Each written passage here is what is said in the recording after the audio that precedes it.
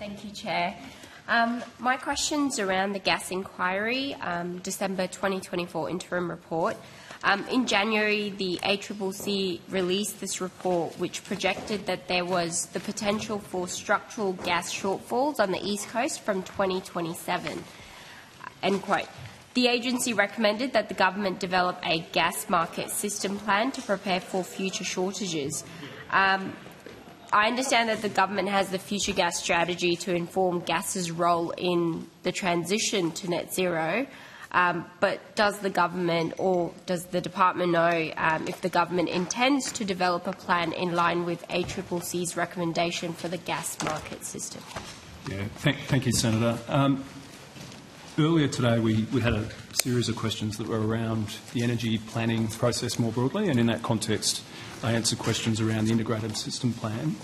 In that sense, in reviewing the work that's done on the east coast of Australia by AEMO, one of the clear recommendations coming out of the review there was that we better integrate thinking around future gas needs with future electricity needs. So there is a recognition that we need to essentially have a gas planning framework that is broadly equivalent to what we now have today in the electricity sector. So yes, there is a recognition of the need to do that. Absolutely. Is there a timeline on when that might take place? Because obviously 2027 isn't too far away. Yeah. So Senator, just on that. So what you're referring to there is the most recent report published by the ACCC in December. So there, just to make sure people understand, the East Coast gas market is anticipated to have a surplus in 2025 in the order of 77 to 112 petajoules.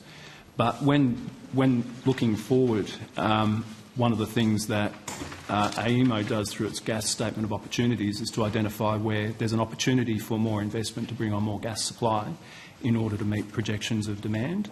And so in that context, at the moment they are forecasting that there could be effectively more demand than there is supply out in 2027. But importantly, they make the point that the additional supply commitments that the government secured through the mandatory code of conduct would be sufficient to push that back from 2027 to 2028. So at the moment we have 604 petajoules of gas that have been committed, additional petajoules of gas committed to the domestic market to 2033, 269 petajoules to 2027. So that's helped to, in a sense, delay the point at which gas demand exceeds gas supply. And beyond the 2028, what potential action will we be taking, or will the government take to ensure that there's that reliable supply of gas for Australians? So this was a key theme of the Future Gas Strategy that you referred to earlier, Senator, which is the recognition of the need to ensure that we're continuing to invest in gas supply to meet our own domestic gas needs, but also to meet the contractual needs of the LNG exporters. So, the Future Gas Strategy effectively talked to the sorts of issues that would need to be considered on the supply side. So it gets to issues like unlocking new gas fields, exploration, etc. From that point of view. And so really it's, the Future Gas Strategy in a sense laid out the broad strategic framework. In addition to that, at the last Energy and Climate Ministerial Council meeting that was held in December, this was a key topic of discussion. And coming out of that work or that discussion, ministers tasked their senior officials, so both the Commonwealth and the states and territories, with working together to come back to them with options for addressing projected gas supply shortfall risks. We're in the process of putting together that advice with the states and territories at the moment, with the intent of coming back to the first Energy and Climate Ministerial Council meeting this year, which is scheduled for the 14th of March. 14th of March, okay. Yep. 14th of March. We'll keep an eye out for that one. How much gas did Australia use last year? Are you able to give me a breakdown by state and territory? So, Senator, if you bear with me for a moment. No worries. I may have that information for you.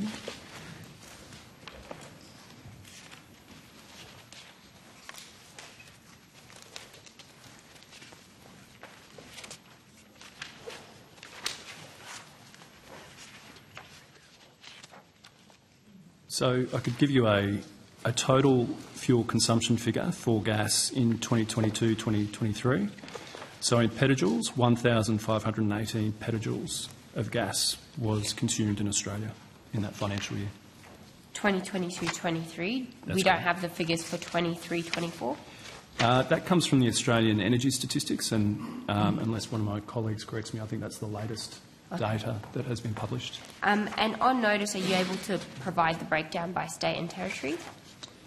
Let me just see, Senator, whether I have that for you now. If No not, worries. no, I don't. I'll have to take that one on notice. Thank you. Thank you. And maybe on notice as well, how much gas did Australia export last year or in the financial year of 2022-23? And if we can also have a breakdown by state and territory. Thank you, Senator. I'll take that Thank on you. notice. That's all from me. Thank you.